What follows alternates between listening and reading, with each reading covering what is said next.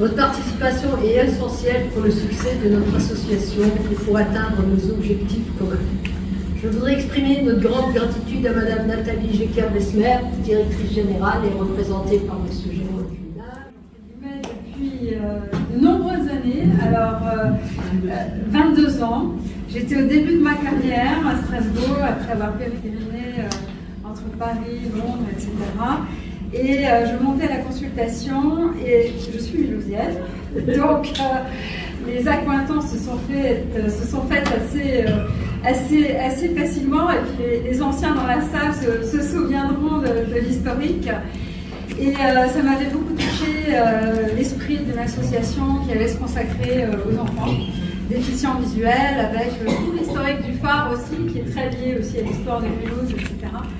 Donc moi, je n'ai pas hésité 2 secondes, j'avais dit oui, et je me rends compte, après toutes ces années, du parcours qui a été fait. D'abord par les familles, parce que moi j'ai vu les enfants grandir. Voilà, j'ai vu beaucoup de choses. On a fait beaucoup d'animations. On a traversé l'Alsace en vélo aussi. Oui. Voilà, après on a traversé à pied.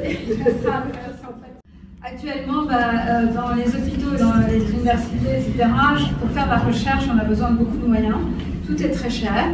Et en fait, à Strasbourg, on a quand même une activité qui est assez soutenue autour du déficit visuel d'origine génétique et qui touche en fait les enfants, les jeunes et les adultes. Et on a plusieurs projets de recherche, mais le projet de recherche qui concerne cet appareil, je vais juste vous en dire 2 mots.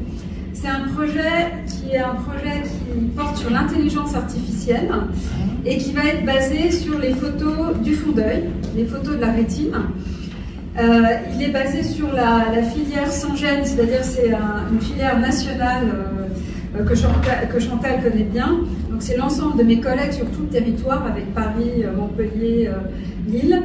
Donc on va collecter des photos de fond d'œil et on va les analyser avec des experts d'intelligence artificielle pour essayer d'identifier les signes qu'on voit au fond d'œil avec la génétique ou pas, les mutations dans différents gènes. Et surtout, on espère que ce sera un moyen aussi de faire du dépistage à long terme pour qu'on puisse dépister le plus tôt possible les problèmes de vision qui permettront, dans mon registre en tout cas, de pouvoir proposer des traitements plutôt, des traitements qui sont, alors je ne vais pas, sinon je vais faire un cours, je ne vais pas faire ça, je ne vais pas vous faire subir ça, mais on a de la thérapie génique, il y a un tas de choses qui sont en cours. Et donc, voilà, l'objectif, c'est vraiment de contribuer à cet effort, qui est un effort national, mais aussi international.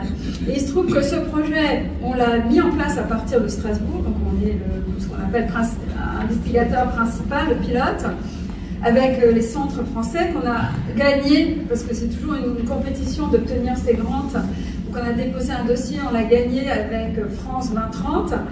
Et puis à Strasbourg, on s'est retrouvé un peu bête, parce qu'on était les seuls à ne pas avoir le Clarus. Et c'était le comble, parce qu'on a mis tellement d'efforts à développer le projet, et impossible de l'avoir par l'hôpital. Impossible, blocage total, vous avez déjà un truc équivalent, enfin c'est pas du tout la même chose, etc. Donc c'était très difficile. Et donc vous m'avez contacté, vous m'avez dit, écoutez, on aimerait vraiment aider la recherche. J'ai dit, alors ça tombe. Parce que justement, on est coincé, parce qu'on n'a pas cet appareil, et il faut qu'on soit, vous comprenez, quand on fait un projet comme ça, qu'on analyse des images, on doit tous avoir le même appareil. Sinon, il y a des variables qu'on ne peut pas, qu'on ne va pas pouvoir maîtriser, et ça prendra plus de temps, sera moins efficace. Donc du coup, maintenant, c'est super, parce que dans l'intervalle, on a quand même avancé, on a obtenu toutes les autorisations de la CNIL, de toutes les autorisations possibles, parce que c'est très compliqué aussi au niveau national de collecter des données de patients. On a des entrepôts on est en train de monter un entrepôt de données aussi au niveau national. Et je ne manquerai pas de dire à chaque fois que l'association Visionnaire nous a formidablement aidés. Et alors, comment vous nous avez aidés là, cette traversée de l'Alsace à pied, enfin franchement, chapeau. Moi j'étais ravie de faire le dernier petit bout, notamment avec le groupe des dames, là.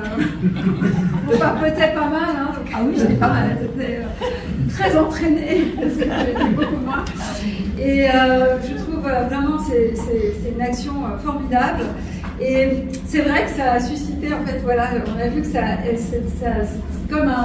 s'est répandu dans le monde entier, avec des messages qui venaient du monde entier, des personnes qui, voilà, c'était un peu une effervescence qui a augmenté au fur et à mesure. Donc vraiment, moi, je vous félicite pour tout ce que vous avez fait.